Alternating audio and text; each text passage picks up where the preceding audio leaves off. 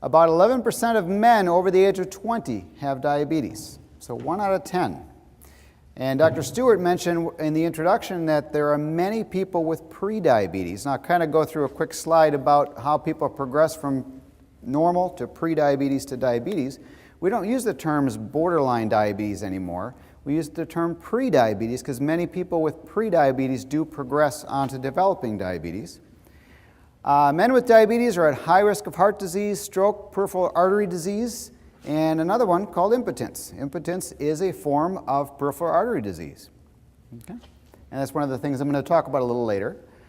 Men who are over 45, obese, sedentary, have a family history of diabetes, are extremely high risk of developing diabetes. Okay? So if many of these things describe you, and if you have not been screened for diabetes, you probably should. Or if you know family members or neighbors with these features, you probably should have them screened for diabetes. And then again, certain ethnic groups are at high risk. African Americans, Native Americans, Latino people. So I'm going to take a step back and talk a little bit about diabetes in general, and then near the end of the talk a little bit more about certain aspects of men's health with diabetes. So what leads to diabetes? Well, we know that genes and the environment are important. Part of developing diabetes has a genetic component to it, particularly with people with type 2 diabetes, and there's also a strong environmental component to it.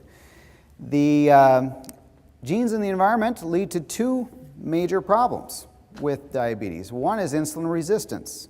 As people age, their body becomes less sensitive to the effects of insulin, and insulin is the main hormone in the body that lowers blood sugars.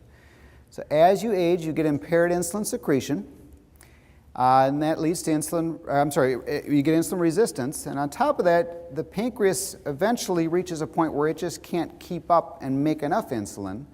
So everybody with type 2 diabetes has some degree of resistance to insulin and some degree of a pancreas that just can't keep up with the resistance. The net effect is not enough insulin effect in your body, and subsequently that leads to impaired glucose tolerance, and eventually many people with impaired glucose tolerance develop type 2 diabetes over time. So genes are important, but so is environment. There's a number of reasons for sexual dysfunction in men with diabetes. Uncontrolled diabetes, nerve damage from diabetes, nerve damage in the penis, so therefore there is no sensation in the penis. Low testosterone levels, poor vascular supply. Again, diabetes is one of the major risk factors for peripheral artery disease, and I said before that impotence is a form of peripheral artery disease. Lack of blood flow to the penis, and therefore no troubles with erections. People with diabetes can also have underlying depression, or they can have all of the above problems that lead to sexual dysfunction in men. So what are some of the common signs and symptoms of testosterone deficiency? Well, they kind of overlap with some of the symptoms of diabetes. This is kind of a nice slide because over on the side here it shows conditions associated with diabetes, insulin resistance, abdominal fat, elevated blood glucose, and these are some of the symptoms that you can see with diabetes: fatigue, depressed mood, depressed sense of well-being, and sexual dysfunction. And these are also very similar symptoms of low testosterone. Okay, decreased strength, loss of lean body mass. Men with low testosterone are at higher risk for osteoporosis. These are all the same symptoms that are common amongst men with low testosterone and with diabetes. Again, they're very common symptoms: fatigue, depressed mood, depressed sense of well-being, and sexual dysfunction. So there's a little questionnaire we can take to see, or to kind of tip a man off to whether or not he may have a low testosterone level. This is the ADAM questionnaire, and it's a series of questions. You can read them here. I'm not going to read them for you. A series of questions to determine, well, geez, do you or could you possibly have testosterone deficiency? And the big ones, if you answered yes to questions 1 or 7, question 1, do you have a decreased sex drive? Or question 7, do you have troubles with erections? Or if you answered yes to any of the 3 of the other questions, there could be a problem. You should probably be tested for testosterone deficiency. Now, how do we figure it out whether you have it? Well, measuring a testosterone in men can be difficult for a number of different reasons. Testosterone levels fluctuate throughout the day. Testosterone levels are highest at about 8 o'clock in the morning, 7 o'clock, 8 o'clock in the morning. Men, when you were younger, used to wake up with erections in the morning. Why was that? Because your testosterone levels are much higher. Okay? So testosterone levels do peak at around 7, 8 o'clock in the morning. And when we measure testosterone levels, they should be measured at about 7 or 8 in the morning. So if your doctor is going to measure your testosterone level, make sure you go to the lab at around 8 o'clock in the morning. Testosterone levels will also fluctuate day by day. If you look at the ranges for testosterone, it's about 250 to 1,000 is the lab reference range for a normal testosterone. Okay, that's a huge variance of what's normal. And the reason why that is because that's what your testosterone can do. One day it might be 280, the next day it might be 700, the next day it might be 250, the next day it might be 800. It's going to fluctuate around. So when experts recommend measuring at least 2 testosterone levels at around 8 o'clock in the morning, separated by a couple of days in time, to really get a sense of whether a man truly has low testosterone levels. Another reason why it's difficult to measure a testosterone level is it's just technically difficult to do in the lab. You're measuring something in the blood that's so minutely small that studies have shown I can take a tube of blood, run it on a machine, take the tube of blood, put it in the refrigerator, go to lunch, come back, take the same tube of blood, run it on the same machine, and get a 10% difference, 15% difference in the value. So it's difficult to do, and that's why we do rely on not only testosterone, but also how the man is clinically. Do they have symptoms of a low testosterone?